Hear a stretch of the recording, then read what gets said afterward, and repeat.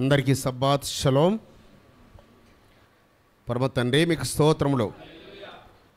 బిగ్గరగా చెప్పుదాం. పరమ తండ్రి మీకు స్తోత్రములు. పరమ తండ్రి మీకు స్తోత్రములు. అందరు బాగున్నారు కదా? రకరకాల జ్వరాలు, జలుబులు, బలహీనతలు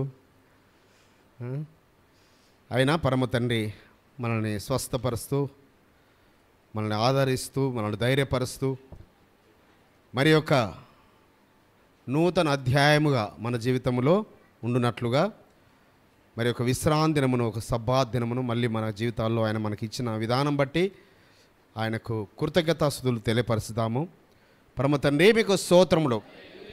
పరమ తండ్రి మీకు స్తోత్రములు. చదవబడిన లేఖన భాగములో హెబ్రీ పత్రికలో మరి విశ్వాస వీరుల యొక్క పట్టికను అపోస్తలుడైన పౌలు గారు, సౌలు భక్తుడు రాస్తున్నాడు. 12వ అధ్యాయంలో మొదటి వచనంలో అంటాడు, ఇంత గొప్ప సాక్షి సమూహము మేఘము వలె మనల్ని ఆవరించి ఉన్నందున. అనగా విశ్వాసుల యొక్క, వీరుల యొక్క ఆ యొక్క లిస్టును అంతా తెలియపరుస్తూ, ఇంత గొప్ప సాక్షి సమూహము ఎలా అన్నట మనల్ని, వారు మేఘము వలె మనల్ని ఆవరించి ఉన్నారట.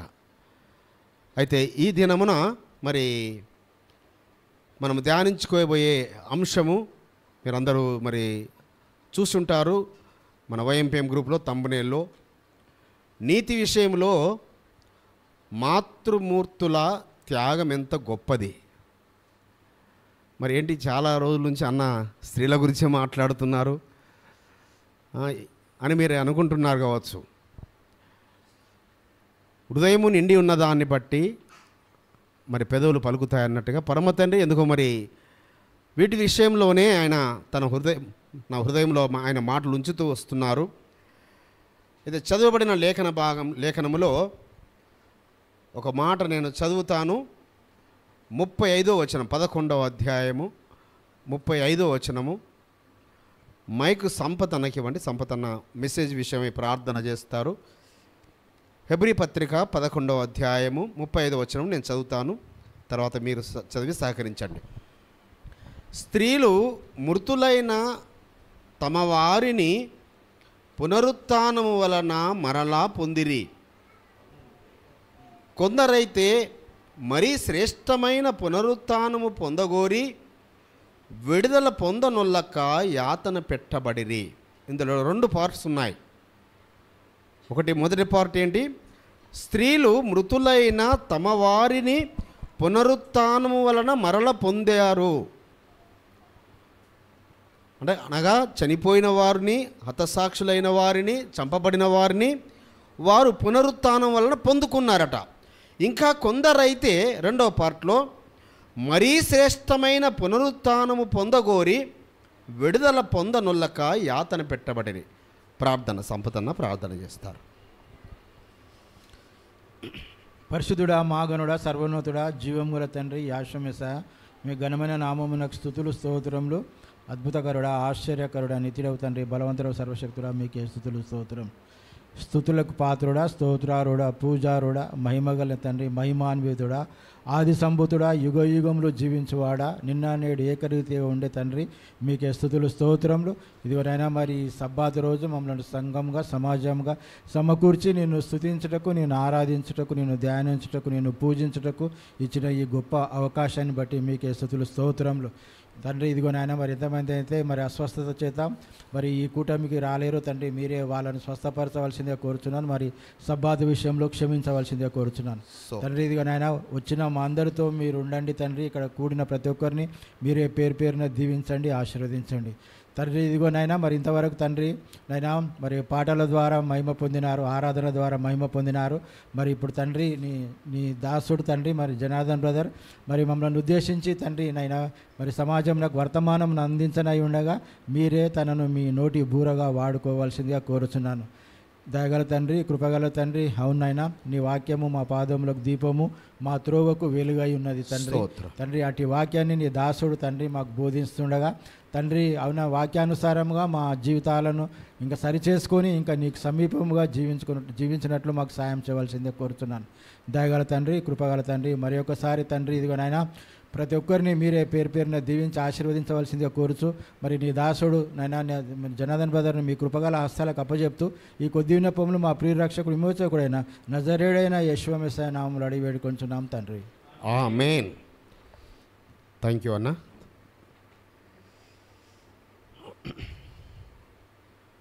మరి త్యాగమూర్తులు అనగానే ఎవరు ఈ సృష్టిలో? త్యాగమూర్తులు అంటేనే స్త్రీలు. ఎందుకో పురుషులు ఎంచబడలేదు. పరమ తండ్రి మరి స్త్రీని అలా రూపించాడు. స్త్రీని అలా మరి త్యాగమూర్తిగా, మాతృమూర్తిగా ఆమెను, అనగా జగత్తుకు మూల కారకురాలే స్త్రీ. ఈ జగత్తు విస్తరించబడడానికి కారకురాలే స్త్రీ. కాబట్టి స్త్రీల విషయంలో ఆదికాండం మొదలుకొని ప్రకటన గ్రంథం వరకు చూస్తే ఉన్నతమైనది వ్యక్తిగా ఎవరిని ఆయన పరమ తండ్రి ఎంచాడు అనగా మాతృమూర్తినే, స్త్రీమూర్తినే. అందుకే ఆ జగత్ రక్షకుడు, ఆ సృష్టికర్త ఒక పరిశుద్ధురాలైన కన్యకను ఆయన ఎన్నుకున్నాడు తన ఈ భూలోకంలోనికి రావడానికి వరకు. ఆయన ఉన్న ఫలంగా రాగలడు, కానీ ఒక మాతృమూర్తిని ఆయన, ఒక పరిశుద్ధురాలను, ఒక కన్యకను ఆయన ఎన్నుకున్నాడు. అయితే ఈ స్త్రీలట మృతులైన తమ వారిని పునరుత్థానం వలన మరి ఎప్పుడు పొందుకున్నారు? స్త్రీలు తమ వారిని, ఎందుకనగా అపోస్తలుడైన పౌలు గారు ఒక మాట రాస్తున్నారు అంటే దాని యొక్క లోతు, దాని ఎత్తు, అసలు ఆ లోతుల్లోకి వెళ్ళడం అనేది మనకు చాలా అసంభవం అనిపిస్తుంది. ఆయన మరి మూడో ఆకాశమునకు కొనిపోబడి పరలోకంలో ఉన్న సంగతులు అనేకమైన అవి స్పష్టంగా చూసి, మరి యోహాను గారు ఏ రీతిగా అయితే ప్రకటన గ్రంథము రాశారో అదే విధముగా అనేకమైన సంగతులను, శ్రేష్టమైన సంగతులను, శ్రేష్టమైన ఉపదేశాలను మరి ఆయన చక్కగా రాయించి పెట్టారు. కాబట్టి ఏమంటున్నాడు? స్త్రీలు మృతులైన తమ వారిని పునరుత్థానము వలన మరలా పొందిరి. మొట్టమొదట ఏ తల్లి పొందుకున్నది చూసుకుందాం. పునరుత్థానం వలన తన యొక్క కుమారుణ్ణి లేక తన కుమార్తెను ఏ తల్లి పొందుకున్నారు? ఏ తల్లి పొందుకున్నారు పునరుత్థానం వలన? అనగా మరణించి సమాధిలో నుంచి లేవడం. పునరుత్థానం వల్ల అంటే మరి శారమ్మ పొందుకున్నది. శారమ్మకు తెలియదు ఇస్సాకు గారిని బలివ్వడానికి అబ్రహాం గారు తీసుకెళ్తున్నాడని. కానీ అపవాది వృద్ధుని వేషంలో, వృద్ధుని రూపంలో వచ్చి, అమ్మా మీ వృద్ధుడైన అబ్రహాం ఎక్కడికి తీసుకెళ్తుండో తెలుసా? నీ కుమారుణ్ణి బలివ్వడానికి తీసుకెళ్తున్నాడంటది. అప్పుడు ఆ తల్లి అన్న మాట, అంతకన్నా గొప్ప భాగ్యం ఏముంది నాకు అంటది. అంతకన్నా గొప్ప భాగ్యం, నా కుమారుడు ఆయన గురించి అర్పించబడుతున్నాడు అని అనగా, ఎందుకంటే ఆమె యొక్క విశ్వాసం ఏంటి, ఆమె యొక్క నిరీక్షణ ఏంటి? నా కుమారుడు కూడా మృతుల్లో నుంచి లేస్తాడు, మృతుల్లో నుంచి లేస్తాడు, మృతుల పునరుత్థానంలో పాలిభాగస్తుడు అవుతాడు. కానీ తల్లి కాబట్టి ఆ బాధను తట్టుకోలేక తను రోధిస్తూ, బాధపడుతూ, ఏడుస్తూ మరి వెతుక్కుంటూ వెళ్ళినట్టుగా రాయబడి ఉన్నది. కానీ అబ్రహాం గారికి తెలుసు, మళ్ళీ నేను నా పునరుత్థానం వల్ల నా కుమారుని ఇస్సాకుని నేను బలి ఇచ్చినా కూడా పొందుకుంటానని. కానీ మాతృమూర్తి శారమ్మ మరి ఆ యొక్క నిరీక్షణలో, ఆ విశ్వాసంలో ఉన్న తల్లి. అయితే మరి లూకా సువార్తలో ఒక చక్కటి మాట, సుమయోన్ అనే ఒక మరి భక్తుడు, ఒక యాజకుడు మందిరములో ఆయన మరి ఇజ్రాయిల్లకు విమోచకుడి గురించి ఎదురు చూస్తున్న వ్యక్తి, ఇజ్రాయిల్ విమోచకుడు, ఇజ్రాయిల్ రక్షకుడు, సర్వలోక రక్షకుడు ఈ భూమి మీదకి వస్తాడు అని నిరీక్షణతో ఎదురు చూస్తున్న వ్యక్తి సుమయోను. లూకా సువార్త 2వ అధ్యాయము 34-35 వచనాలు. సుమయోను వారిని దీవించి ఇదిగో అనేక హృదయాలోచనలు బయలుపడునట్లు ఇజ్రాయేలులో అనేకులు పడుటకును తిరిగి లేచుటకును వివాదాస్పదమైన గురుతుగా ఈయన నియమింపబడి ఉన్నాడు. ఎవరితో చెప్తున్నాడు? మరి ఆ యొక్క 40 రోజులైన తర్వాత ఆ మగ శిశువును మందిరములో ప్రతిష్ఠించడానికి తీసుకొచ్చారు మరియమ్మ యోసేపులు. అక్కడ సుమయోను మరి 2 వృద్ధాప్యంలో ఉన్న వ్యక్తి. ఆయనకు ఒక వాగ్దానం ఉంది. సర్వలోక రక్షకుణ్ణి ఆయన కన్నులార చూసే వరకు ఆయన నిద్రించడు అని, ఆయనకు మరణము సంభవించదని. ఆ యొక్క నిరీక్షణ కొరకు ఎదురు చూస్తున్న వ్యక్తి ఆ బాబును తీసుకొని ఆ బాబును ఆశీర్వదిస్తూ ఆ బాబును బ్లెస్ చేస్తూ ఆయన చెప్పుతున్న మాట ఇక్కడ, అమ్మా ఇదిగో ఈయన మరి అనేక హృదయాలోచనలు బయలుపడినట్లు,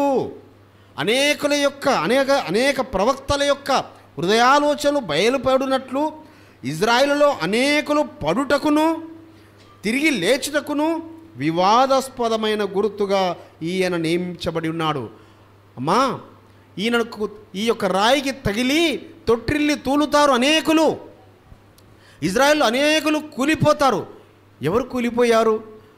గొప్ప గొప్ప వారు, శాస్త్రులైన వారు, యాజకులైన వారు, మరి పరిసయ్యులైన వారు, గొప్ప గొప్ప రాజవంశము వారు తొట్టిల్లారు, తూలారు, వాళ్ళు పడిపోయారు. కానీ బీదల కొరకు ఆ గల్లే ప్రాంతంలో ఉన్న బీదల కొరకు, మరి ఆ చీకటిలో ఉన్న వారికి, మరణఛాయలో ఉన్న వారికి వెలుగును ఉదయింపజేయడానికి కొరకు వచ్చిన ఈ యొక్క యాషువ మరి ఆ బీదల గురించి వచ్చాడనేది మరి ఈ ధనికులు గ్రహించుకోలేకపోయారు. అయితే అనేకులకు ఈయన వివాదాస్పదమైన గుర్తుగా ఉంటాడు. మరియు ఈయన నియమించబడి ఉన్నాడు. మరియు 35వ వచనంలో మరియు నీ హృదయములోనికి ఒక ఖడ్గము దూసుకొని పోవునని ఆయన తల్లి అయిన మరియతో చెప్పాను. అమ్మా నీ యొక్క హృదయములోనికి ఒక ఖడ్గము దూసుకొని పోతుంది. తల్లికి ఎప్పుడు ఖడ్గము దూసుకుపోతుంది చెప్పండి? తన బిడ్డలు బాధపడుతున్నప్పుడు, తన బిడ్డలు వేదన పడుతున్నప్పుడు, తన బిడ్డలు తన కళ్ళెదుట శ్రమలు అనుభవిస్తున్నప్పుడు, తన పిల్లలు తన ఎదుట కన్నీరు కారుస్తున్నప్పుడు, అయితే ఆయన యొక్క బలియాగము గురించి సుమయోను ముందుగానే ప్రవచనం చెప్తున్నాడు. అమ్మా నీ హృదయములో నుంచి ఒక ఖడ్గము దూసుకుపోతుంది, అనగా ఇతన్ని చంపబోతున్నారు. ఈ అనేకులు తొట్టిల్లి తూలి ఈ శాస్త్రులైన వారు, ఈ యాజకులైన వారు ఆయనను చంపబోతున్నారు. నీ హృదయంలో నుంచి ఒక ఖడ్గము దూసుకుపోతుందని మర్మయుక్తంగా ప్రవచనాత్మకంగా చెబుతున్నాడు. మరి అదే మనకు జరిగిన సందర్భము 27వ మత్తయి సువార్త 27వ అధ్యాయంలో చూసినప్పుడు, మత్తయి సువార్త 27వ అధ్యాయము 51 నుంచి 53 వచనాలు. మత్తయి సువార్త అప్పుడు యావలేపు తెరా 27 51 అప్పుడు యావలేపు తెరా అప్పుడు ఆలయపు తెర పైనుండి క్రింది వరకు రెండుగా చినిగెను, భూమి వణికెను, బండలు బద్దలాయను, సమాధులు తెరవబడెను, నిద్రించిన అనేక మంది పరిశుద్ధుల శరీరములు లేచెను. ఎప్పుడటమ్మా? ఎప్పుడు నిద్రించిన అనేకుల యొక్క పరిశుద్ధుల శరీరములు లేచాయి. ఆయన ఏలీ ఏలీ లామా సబక్తాని అని మరి తన ఆత్మను అప్పగించి ఆయన ప్రాణము విడిచినప్పుడు ఏమి జరిగిందట? అక్కడ ఏమి అద్భుతము జరిగింది? అక్కడ ఆలయం యొక్క తెర పైనుండి కిందికి చిరిగింది, మరి బండలు బద్దలైనవి, మరి భూకంపము కలిగింది, మరి సమాధులు తెరవబడ్డవి, నిద్రించిన అనేక మంది పరిశుద్ధుల శరీరములు. ఇందాక మనం చదివిన ఆ 34వ మరి 35వ వచనంలో మొదటి పార్టు ఏంటి? మృతులైన వారు అనేకులను వారు పునరుత్థానం వలన పొందుకున్నారు. అనగా వారి తల్లులు జీవిస్తున్నారు ఆ సమయంలో, వారి యొక్క బంధువులు జీవిస్తున్నారు ఆ సమయంలో. సో వీరు మృతులుగా నుంచి మొదటగా మరి ఎప్పుడైతే యాషువా మెస్సీయ వారు బలయ్యారో, ఆ యొక్క మరి భూకంపము కలిగిందో, ఆ సూర్యుడు నలుపయ్యాడో, ఆ ఆలయం తెర చినిగిందో, ఆ సమయంలో ఏం జరిగింది? అనేకుల యొక్క పరిశుద్ధుల సమాధులు తెరవబడినవి. అనేకుల యొక్క సమాధులు తెరవబడినవి. కాబట్టి అయితే అక్కడ ఏమని రాయబడింది? సమాధుల్లో నుండి బయటికి వచ్చి ఆయన లేచిన తర్వాత పరిశుద్ధ పట్టణంలో ప్రవేశించి అనేకులకు అగపడిరి. వారు అప్పుడు సమాధులు తెరవబడ్డాయి. కానీ ఎప్పుడు వారు అగుపడినారు? యాషువా మెస్సీయ వారు 3 రాత్రులు 3 పగళ్ళు యోనావలే, యోనా తిమింగలము గడుపులో ఏ విధంగా 3 రాత్రులు 3 పగళ్ళు ఉన్నాడో, భూగర్భంలో మనుష్య కుమారుడు యాషువా 3 రాత్రులు 3 పగళ్ళు ఉన్న తర్వాత, ఆయన సమాధి నుంచి లేచిన తర్వాత, ఆయన అగుపడిన తర్వాత, అప్పుడు వీరు అనేకులకు ఆ పరిశుద్ధ పట్టణంలో యెరూషలేములో ప్రవేశించి అనేకులకు అగుపడినారు. అనగా మృతులైన స్త్రీలు మృతులైన తమవారిని స్త్రీలు మరి వారి కుమారులను, మరి హతసాక్షులైన వారి కుమార్తెలను, మరి బలియాగమైన అనేకులను, వారి యొక్క రక్త సంబంధికులను, వారి తోబుట్టువులను, మరి వారి తల్లిదండ్రులను, అనేకులను వారు ఆ సమాధిలో నుంచి లేచింది వారు పొందుకున్నారు. సో మొట్టమొదట పొందుకున్నది ఎవరు? మొట్టమొదట పొందుకున్నది మరియమ్మ. మొట్టమొదటగా అనగా మృతులలో ప్రథమ ఫలం ఎవరు? ఇది రెఫరెన్స్ చెప్పాలి అందరు. మీరు చాలా మార్లు మనం ధ్యానించుకుంటాం కాబట్టి చెప్పగలుగుతారా? రెఫరెన్స్ చెప్పాలి. మృతులలో ప్రథమ ఫలము యాషువా మెస్సయ్య. కొరింథీ పత్రిక కొరింథీ రాసిన మొదటి పత్రిక 15వ అధ్యాయము 20వ వచనం.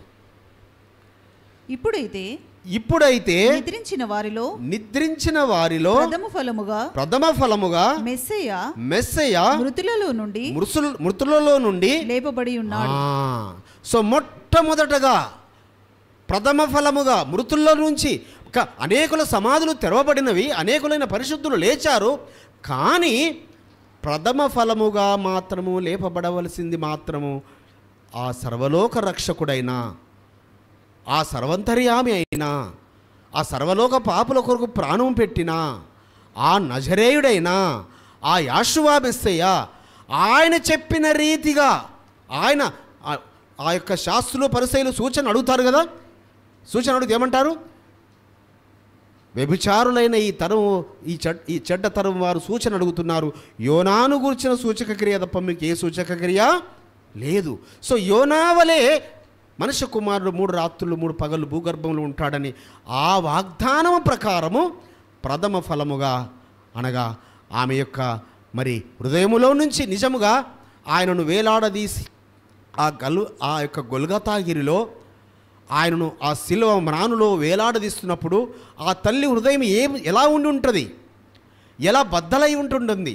ఆ సుమయోను గారు చెప్పిన ప్రవచనము ఆమెకు అప్పుడు గుర్తు వచ్చు. ఓహో, సుమయోను గారు చెప్పినది ఇదేనా? అమ్మా, నీ హృదయంలో నుంచి ఖడ్గము దూసుకుపోతుంది అన్నాడు, ఇదేనా అని ఆమెకు అప్పుడు గుర్తు వచ్చి ఉంటుంది. కాబట్టి ఆమె హృదయంలో నుంచి ఖడ్గము దూసుకుపోయింది. కానీ ఆమె మళ్ళీ తన కుమారుణ్ణి మళ్ళీ పునరుత్థానము ద్వారా అదే ఆయనతో పాటు అనేకులైన పరిశుద్ధులు మరి పొందుకున్నారు.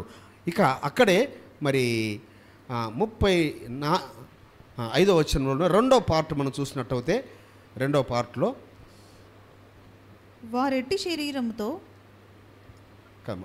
హెబ్రీ పత్రిక 11వ అధ్యాయము 35వ వచనంలో సెకండ్ పార్టు, కొందరైతే మరి శ్రేష్టమైన పునరుత్థానము పొందగోరి విడుదల పొందనొల్లక యాతన పెట్టబడ్డారు. ఇంకా కొందరైతే అనగా వారు దేని గురించి ఎదురు చూస్తున్నారు? ఎందుకు మనము మరి గత వారం కూడా సేవకుడు దయాకర్ బదరు పునరుత్థానం గురించి ధ్యానించారు. సో మనము బూరల పండుగకు సిద్ధపాటు అంటే ఏంటి? బూరల పండుగ అంటే ఏంటి? మనము బూరల పండుగలో ఏం జరుగుతుంది?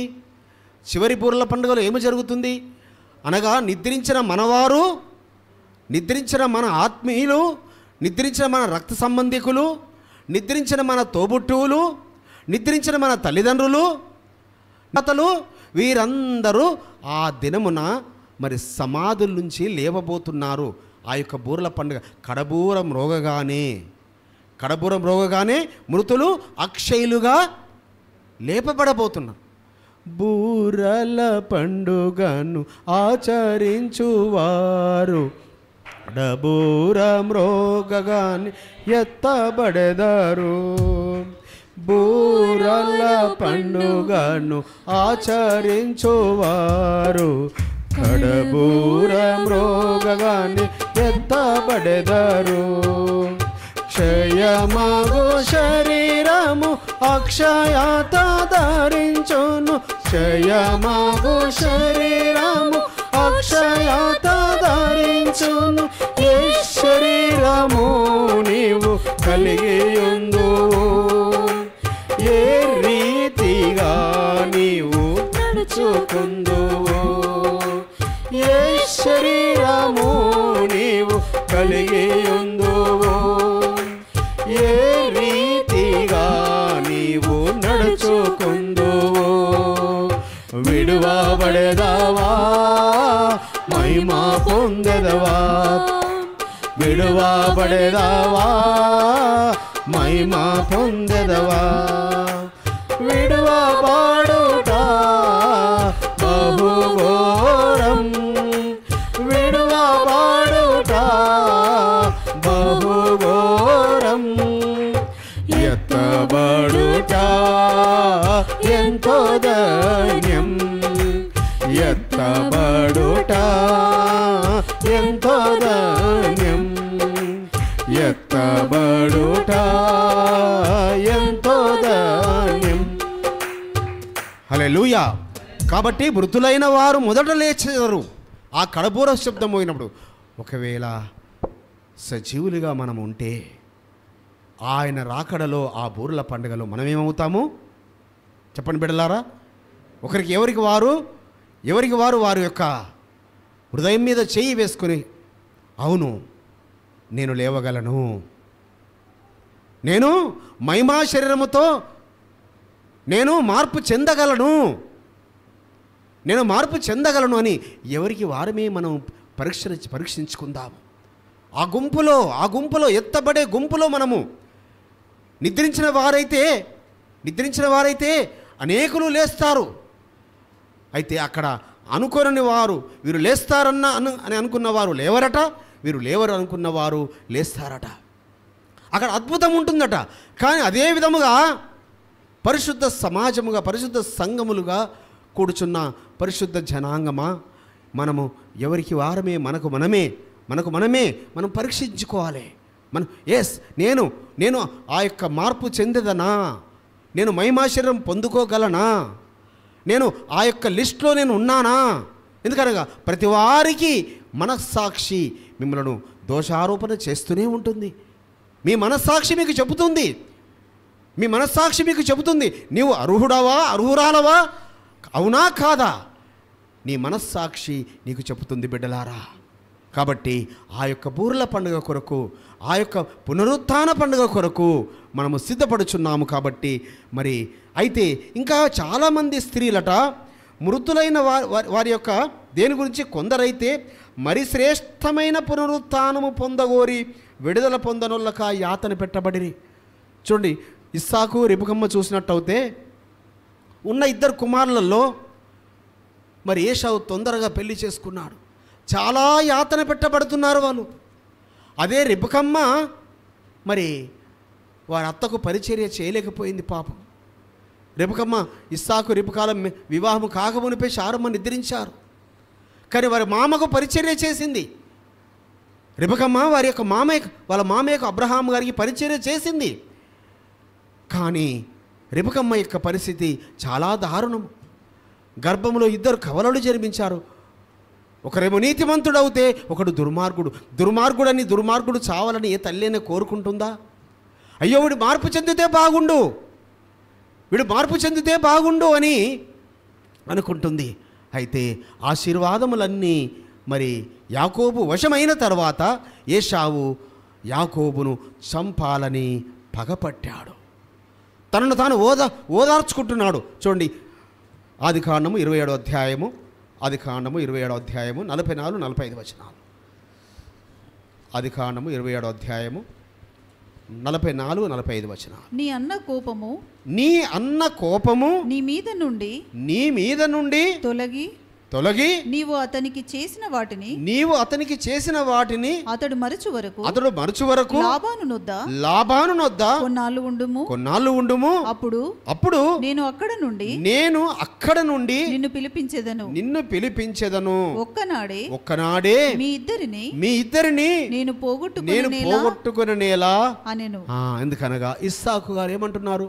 నా మరణ దినము ఎప్పుడో నాకు తెలియదు, నా కనులు కనబడడం లేదు, నేను వృద్ధున్నైపోయాను, నేను ఈరోజో రేపో ఇంకా మరణిస్తాను అని ఇస్సాకు గారు చెబుతూ ఉంటుంటే, మరి ఇస్సాకు గారి ద్వారా ఆశీర్వాదములు రెబెకమ్మ సహాయముతో, ఎందుకంటే గర్భంలోనే పరమతన్ని ప్రతిష్ఠించుకున్నాడు కాబట్టి, రెబెకమ్మకు తెలుసు కాబట్టి, ఆ ఆశీర్వాదములకు వారసుడు యాకోబు గారు కాబట్టి, యాకోబు గారికి చెందే విధంగా రెబెకమ్మ మరి యుక్తిగా ప్రవర్తించింది. మరి ఏశావు కోపముతో యాకోబును చంపుతానంటే, అయ్యా ఒకే దినమున మీ ఇద్దరు నేను కోల్పోవాలా? అక్కడ మీ నాన్న మరణ దినములు సమీపంగా ఉన్నాయి కాబట్టి నువ్వు దయచేసి మరి నా అన్నయ్య అయినా మీ మామ అయినా లాబాను యుద్ధకు వెళ్ళి అక్కడ నువ్వు నివసించు, మీ అన్న కోపము చల్లారు వరకు. ఎందుకంటే అక్కడ మరి తన కుమారుడు ఒకే దినమున చంపబడతాడు, తన భర్త కానీ ఆమెకు ఆ యొక్క పునరుత్థానమందు నిరీక్షణ లేక కాదు, యవనస్తుడు కదా, ఆశీర్వదించబడిన వాడు కాదా, అతని ద్వారా మరి గొప్ప వంశము రాబోతుందని వాగ్దానము పొందుకున్నది కదా తల్లి. గర్భంలో ఉన్నప్పుడే పరమతండ్రి తెలియపరిచాడు, నీ చిన్న కుమారుని గొప్ప జనముగా చేస్తానని, గొప్ప జనముగా చేస్తాను. కాబట్టి ఆ వాగ్దానములు ఆమె కనులారా చూడాలి. కాబట్టి కుమారుడిని నెమ్మదిగా తప్పించింది, నెమ్మదిగా జ్ఞానము చొప్పున ప్రవర్తించి తన కుమారుని తప్పించింది. ఈ రీతిగా కొందరు యాతన పెట్టబడ్డారు మరి శ్రేష్టమైన ఆ పునరుత్థానం కొరకు. అయితే పరిశుద్ధ గ్రంథములో మనకు రాయబడిన గ్రంథాలు కొన్ని మాత్రమే. ఇంకా యూదులలో చాలా గ్రంథాలు ఉన్నవి, యూదులు ధ్యానించే గ్రంథాలలో చాలా గ్రంథాలు ఉన్నవి. అందులో మరి మనము చూసినట్టయితే హానోకు గ్రంథము, మరి యాషారు గ్రంథం గురించి మనం ధ్యానించుకుంటుంటాము. అదేవిధంగా రాజుల గ్రంథాలలో మరి దినవృత్తాంత గ్రంథంలో ఇంకా అనేక గ్రంథాల గురించి రాయబడి ఉన్నవి. అయితే ఒక గ్రంథములో ఒక తల్లి ఒక 7 కుమారులు, ఒక తల్లి ఒక 7 కుమారులు. మీకు ఇంతకుముందు కూడా కొన్ని సంవత్సరాల క్రితం నేను చెప్పినట్టున్నాను, నాకు తెలిసినంత వరకు. ఎవరికైనా గుర్తుందా? ఒక తల్లి 7 కుమారులు. ఆ యొక్క మరి చూడండి, బబులోను రాజు ఆ యొక్క నెబుకద్నెజరు ఇజ్రాయిల్లను వాళ్ళు చెరగొనిపోతే వారిని అపవిత్రపరచబడనివ్వలేదు ఆయన. దానియేలు, హనన్య, అజర్య, మిషాయేలు వారు ఆ యొక్క శాకాహారాలు తింటారంటే శాకాహారాలే పెట్టించాడు వారికి. వారు తినే అపవిత్రమైన మాంసాహారం పెట్టి వారిని ఇబ్బంది పాలు చేయలేదు నెబుకద్నెజరు. కానీ సిరియనులు చాలా ఇబ్బందులు పెడుతూ వచ్చారు ఇజ్రాయిల్లను. మరి వారు అన్ని ఆచారాలను, అటు గ్రీకుల ఆచారాలను, ఇటు రోమన్ల ఆచారాలను, ఇటు ఐగుప్తుల ఆచారాలను ఇజ్రాయిల్ల మీద బలవంతంగా రుద్దుతూ వారిని వేదనకు గురి చేస్తూ వచ్చారు. అందులో మరి ప్రముఖుడు ఎవరనగా అంతియోకస్ అనే ఒక చక్రవర్తి, పరమ దుర్మార్గుడు. సో ఇజ్రాయిల్ను ఎన్ని శ్రమల పాలు చేస్తాడంటే, ఎన్ని ఇబ్బందుల పాలు చేస్తాడంటే, వారు సబ్బాతు ఆచరించకూడదు అంటాడు. మీరు సబ్బాతు ఆచరిస్తే మీకు మరణశిక్ష అని శాసనం పెడతాడు. మరి ఆ శాసనమునకు వారు భయపడి అరణ్యంలోకి వెళ్ళి వారు రహస్యంగా సబ్బాతులు చేసుకుంటుంటే అక్కడికి సైన్యాన్ని పంపించి వారందరిని చంపిస్తాడు. ఇలా చాలా దుర్మార్గంగా ప్రవర్తిస్తున్న సమయంలో మరి ఒక తల్లి 7 కుమారులను, ఒక తల్లి మరి బాల్య దినముల నుంచే వారికి నీతిని నేర్పిస్తూ వచ్చింది. ధర్మాన్ని నేర్పిస్తూ వచ్చింది ఆ తల్లి. 7 కుమారులు ఒకే మాట, 7 కుమారులది ఒకే మాట. సో ఆ అంతియోకస్ చక్రవర్తి ఏం చేస్తాడనగా, మీరు మీ యొక్క పరమ తండ్రి నియమించిన నియమములను మీరు అనుసరించకూడదు. ఆయన ఏవైతే అపవిత్రమైనవి తినకూడదని చెప్పాడో అవి మీరు తింటేనే మీరు ఈ యొక్క రాజ్యములో వర్ధిల్లుతారు, అవి తింటేనే మీకు ఉన్నతమైన పోస్టులు ఇస్తాము, అవి మీరు తింటేనే మీరు సజీవులుగా ఉంటారని ఆ తల్లిని 7 సహోదరులను తీసుకొచ్చి ఒక్కొక్కరిని ప్రశ్నిస్తుంటుంటాడు. అంటే అందులో జ్యేష్ఠుడైన అతను అంటాడు, రాజా, భూమి ఆకాశం కలుగజేసిన మా సృష్టికర్త అయిన మా రారాజుకొక్కరికే భయపడతాం. మేము అపవిత్రమైన ఆహార పదార్థాలు తిని మా దేహాలను మేము అపవిత్రపరచుకొని మేము పునరుత్థానం పొందకుండా చంపబడము. ఎందుకు? మేము అపవిత్రమైనవి తింటే మేము పునరుత్థానంలో పాలు పెప్పులు పొందుకోము. ఇది ఆఫ్టర్ ఆల్ ఇదంతా ఈ జీవితము ఇది తృణమాత్రమైంది. మాకు ఈ జీవితము తృణమాత్రమైంది. నువ్వు పదవి ఇస్తే ఎంత, ఇవ్వకుండా ఎంత? నువ్వు మమ్మల్ని చంపదలుచుకుంటే నువ్వు క్రూరుడవు, నువ్వు మహాక్రూరుడవు.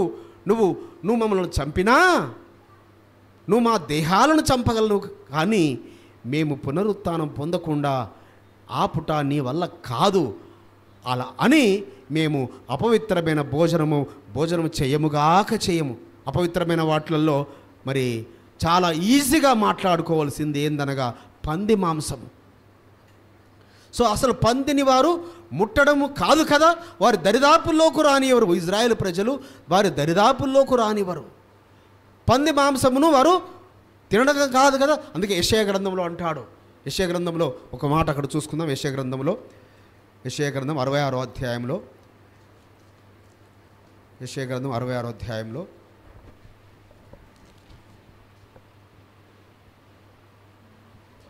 17వ వచనం. తోటలోనికి వెళ్ళవలనని మధ్య నిలుచున్న ఒకని చూచి తమను ప్రతిష్ఠించుకొనుచు పవిత్రపరచుకొనుచున్న వారై పంది మాంసమును హేయ వస్తువును పందికొక్కులను తినువారును ఒకడును తప్పకుండా నశించెదరు. యెషయా ప్రవక్త ద్వారా చెప్తున్నాడు, పంది మాంసమును తినేవారు ఒకరు తప్పకుండా అందరూ నశిస్తారు అని ఆయన ధర్మములో సెలవిచ్చిన మాటను యెషయా ప్రవక్త ఇక్కడ చెప్తున్నాడు. అయితే ఆ యొక్క తల్లి ఆ 7 సహోదరులలో ఆ జ్యేష్ఠుడు అలా పలుకుతున్నప్పుడు అతను ఆజ్ఞాపిస్తాడు, ఒరే ఆ పెనాలను ఆ గంగాళములను చాలా వేడి చేయండి. అవి చాలా మరి ఎలాగనగా బంగారము కరిగించాలంటే ఎంత వేడి చేయాలో అంత వేడి చేసి రెడ్గా చేయండి. చేసి అతని చర్మాన్ని ఒలవండి. అతని చర్మాన్ని ఒలిచి అతని కాళ్ళను చేతులను నరకండి. మొండెము మాత్రం అలానే ఉంచండి.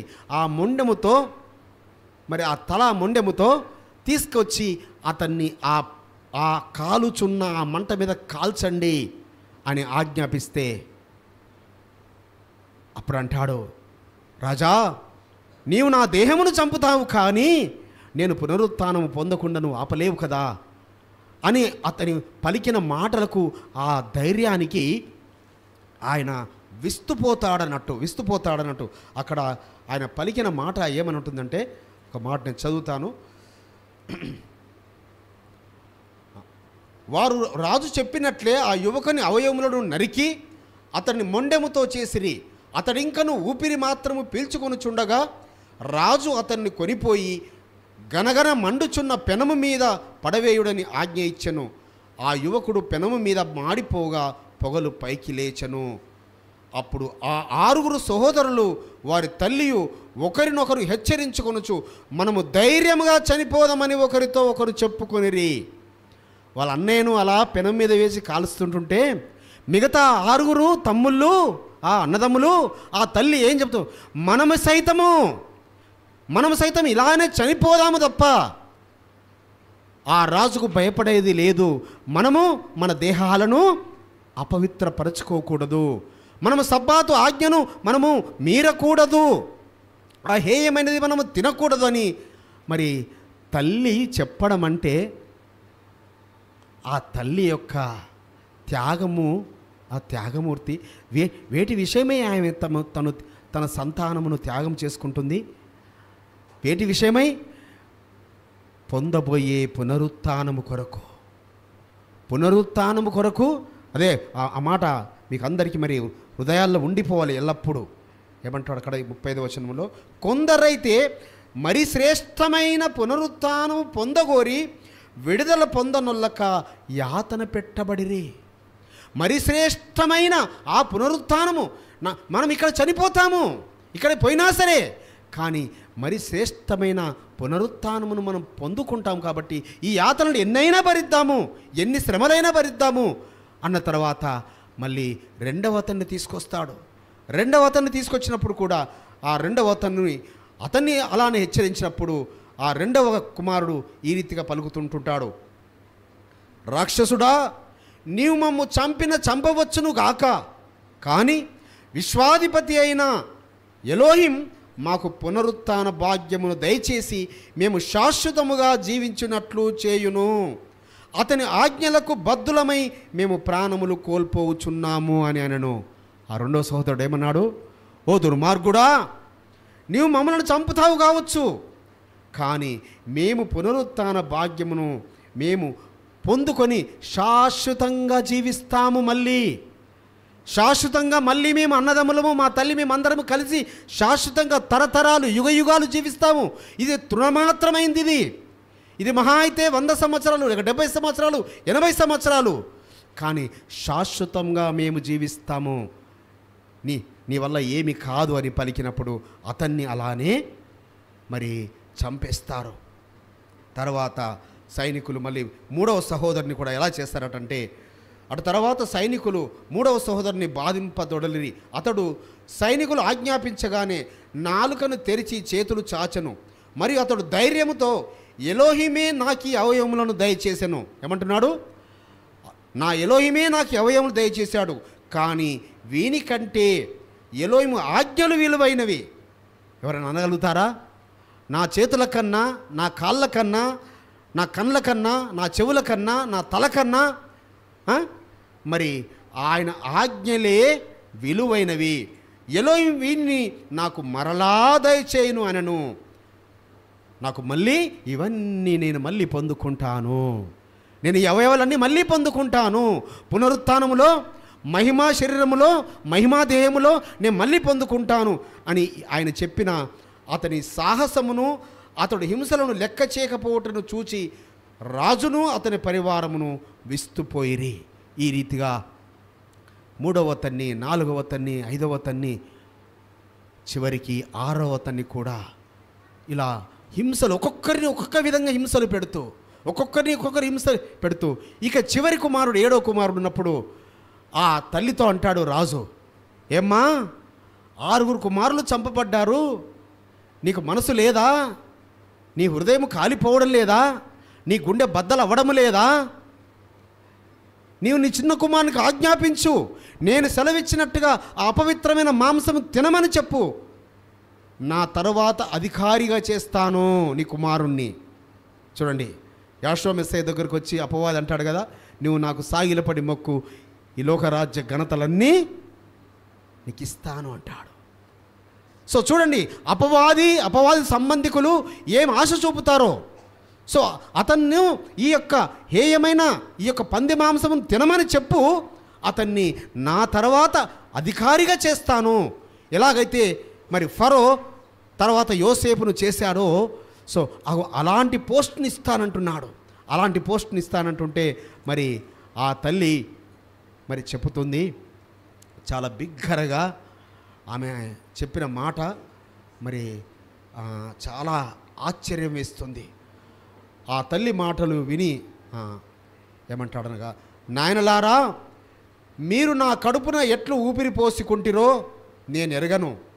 తల్లి చెప్తున్నది ఆ కుమారునితో,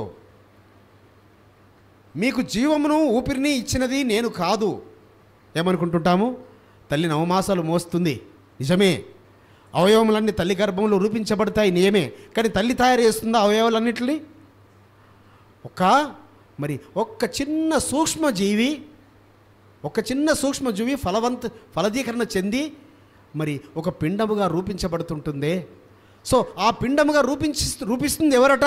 ఆమె చెప్తున్నది, ఈ అవయవములను మీకు జీవమును ఊపిరిని ఇచ్చింది నేను కాదు, మీ అవయములను ఒక్కొక్కటిగా అమర్చినది నేను కాదు, ప్రపంచములను సృజించిన వాడును, నరులను పుట్టించువాడును, అన్ని ప్రాణులను చేసిన వాడునైనా ఎలోహిమే మిమ్మను కలిగించను. మీరు మీ ప్రాణముల కంటే ఆ ఎలోహిము ఆజ్ఞలను అధికముగా గౌరవించుచున్నారు గనుక ఆ కరుణామయుడైన ఎలోహిం మీకు మరలా జీవమును ఊపిరిని దయచేయునుగాక. హల్లెలూయా, హల్లెలూయా. బిడ్డలారా, నేను కన్నాను కానీ మీకు అవయవములు కలగజేసింది నేను కాదు. మీకు అవయవములు రూపించింది ఆ జీవపు దాత, ఈ సృష్టిలో సమస్త జీవనం కలగజేస్తున్న ఆయన. మళ్ళీ మీ అవయవములన్నీ ఆయన ఇస్తాడు మీకు. కాబట్టి మీ అవయవముల కన్నా, మీ అవయములు అవి కోసివేయబడం కన్నా, కాల్చివేయబడం కన్నా, వేటికన్నా ఆయన ఆజ్ఞలను మన్నించండి, మళ్ళీ మీకు ఇవన్నీ ఈ అవయవములన్నీ వస్తాయని. సో ఆ చిన్న కుమారుడికి ఆ ఆశ చూపించినా కూడా ఇక ఆ చిన్న కుమారుడు చాలా భయంకరంగా ఆ రాజును దూషించి, మమ్మల్ని ఈ విధంగా నువ్వు చంపుతున్నావు, మేమైతే మళ్ళీ పునరుత్థానం పొందుకుంటాము, మేము మళ్ళీ జీవం పొందుకుంటాము, మళ్ళీ మా అవయవాలు మాకు వస్తాయి, కానీ నీవు మాత్రము యుగ యుగాలు ఆ నిత్య నరకములో నువ్వు ఏడుస్తూ ఉంటుంటావు. నువ్వు పునరుత్థానము కాదు కదా, నిత్య పాతాళంలో నువ్వు నిత్యము ఏడుస్తూ ఉంటుంటావు ఆ అపవాది సంబంధికులతో అని ఆ అంతియోకస్ చక్రవర్తిని హెచ్చరిస్తాడు. కాబట్టి చివరికి ఆ 7 కుమారులు అయిన తర్వాత తల్లిని కూడా చాలా చిత్రహింసలు పెడుతూ ఆమె చర్మను ఒలిసి ఆమెను కూడా ఆ అంతియోకసు, ఆ యొక్క సిరియా రాజు, ఆ సిరియా చక్రవర్తి ఆ విధంగా అనగా సిరియన్ల పరిపాలన అంటేనే కిరాతకమైన పరిపాలన అన్నట్టు. వారంత ఘోరమైన కిరాతనమైన పరిపాలన మరి ఏ రాజులది, ఏ చక్రవర్తులది లేదు. అందులో ఈ అంతియోకసు మరే దుర్మార్గుడు అన్నట్టు. కాబట్టి ఇవన్నీ భరించారు ఆ తల్లి 7 కుమారులు. దేని కొరకు? పరమ తండ్రి యొక్క ఆజ్ఞల కొరకు. మళ్ళీ మా అవయవములన్నీ మాకు వస్తాయి, మేము మళ్ళీ శాశ్వతమైన రాజ్యమును స్వతంత్రించుకుంటాము, మేము మళ్ళీ పునరుత్థానములో పాలు పంపులో పొందుకుంటాము. ఈ యాతనలు ఇవి తాత్కాలికమే, ఒక రోజులోనే 7 కుమారులు ఒక తల్లి చంపబడ్డారు. కానీ వారు యుగ యుగాలు ఆయన శాశ్వత రాజ్యమును స్వతంత్రించుకున్నట కొరకు ఆయన ఆజ్ఞలకు విధేయులయ్యారు. బిడలారా, మనము కూడా మరి శ్రమలు వచ్చినప్పుడు, బాధలు వచ్చినప్పుడు ఆయన ఆజ్ఞల నుంచి వైదొలుగుతున్నామా? నిజంగా పునరుత్థానమును పొందుకుంటామని నిరీక్షణ కలిగి ఉన్నామా? శ్రమలు రాగానే, బాధలు రాగానే మరి తప్పిపోతున్నామా? ఆయన ఆజ్ఞలకు ఏ విధంగా మనము కట్టుబడి ఉంటున్నాము? ఈ తల్లి 7 కుమారుల ద్వారా మనము మరొక్కసారి జ్ఞాపకం చేసుకుని పరమతన్ని మనం మహిమపడదాం. మరొక్కసారి చివరిగా ఆ మాట చదివి నేను ముగిస్తాను. హెబ్రీ పత్రికలో 11వ అధ్యాయం 35వ వచనం, స్త్రీలు మృతులైన తమ వారిని పునరుత్థానం వలన మరలా పొందిరి. ఎప్పుడు పొందుకున్నారు? యాషోమెస్సే వారు మరణించినప్పుడు అనేకులైన వారు ఆ మొదటి పునరుత్థానంలో పొందుకున్నారు. కొందరైతే మరీ శ్రేష్టమైన పునరుత్థానము పొందగోరి విడుదల పొందనొల్లక యాతన పెట్టబడిరి. సో ఈ స్త్రీ, ఈ 7 కుమారుల గురించే సూక్ష్మంగా ఇక్కడ రాశారు అపోస్తలుడైన పౌలు గారు. ఇక్కడ మరి వారు యాతన పెట్టబడ్డారు. దేని గురించి? ఆ శ్రేష్టమైన పునరుత్థానమును పొందుకుంటామని ఆ యొక్క విశ్వాసముతో, నిరీక్షణతో. కాబట్టి ఆ విశ్వాసుల యొక్క వీరుల పట్టికలోనికి మనము కూడా చేర్చబడదాము. ఆ విధంగా పరమ తండ్రి మనల్ని